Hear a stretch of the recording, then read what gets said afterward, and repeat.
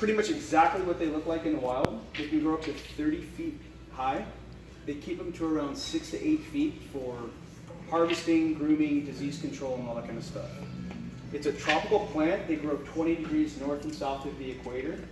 So countries like Central and South America, Africa, Indonesia, Australia. So what they'll do is they'll take the pulp in here, they'll throw it into these wooden buckets, they'll put a top onto it, they'll let it sit for 5 to 7 days, and it'll actually heat up naturally to 150 degrees through fermentation.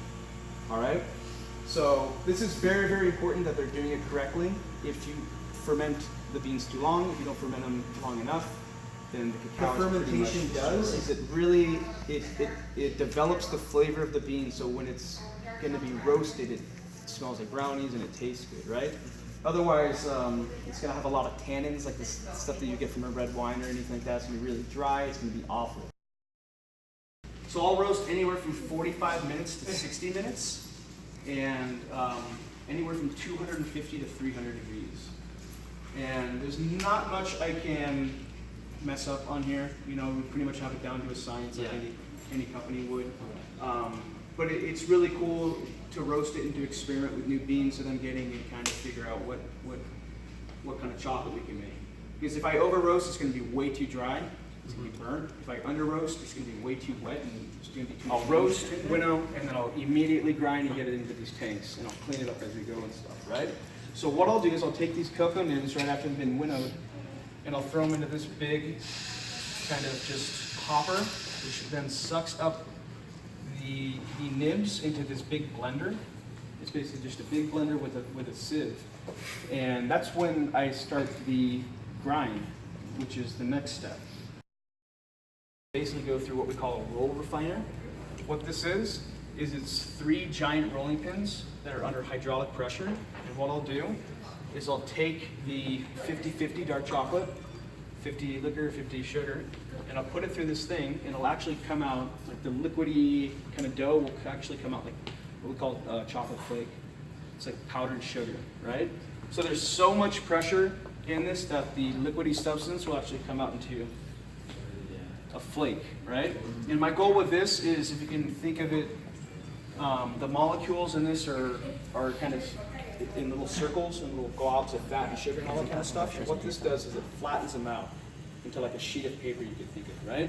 So there's a lot of moisture coming off, but it gets me into the next step. So when I want to combine these particles together, it's not 2 balls hitting each other, it's 2 pieces of paper, so it's a lot more surface area. So what we'll do is we'll do a dry conch first. I'll take all that chocolate flake and I'll throw it in there, and it's basically running at like 500 RPMs for 500 to 1,000 RPMs for like an hour or so. And what it's basically doing is just taking those little pieces of paper molecules and smashing them together, right? Over and over again. So what my goal for that is, I'm taking cocoa butter, cocoa solid, and the cane sugar, and I'm smashing them all together. So if I were to look under a microscope, I'd have cocoa butter, and then inside the cocoa butter would be cocoa solid, the bitter, besides and the sugar. Chocolate liquor and the cane sugar, are there any other chemicals that you would put in the chocolate to make sure it's like safe or add any flavor? We would use sunflower lecithin as an emulsifier if we're making one of our single origin chocolates. So it would be cocoa solid, cocoa butter, cane sugar, and then sunflower lecithin. How would like a different melting point of chocolate affect the production? Well, I need to have, for producing chocolate, all the pipes need to be warmed to about 150 degrees. Otherwise, chocolate will solidify at room temperature. So it's important that I maintain that temperature. I also need to keep it at a certain temperature for diseases like pathogens and stuff. Salmonella.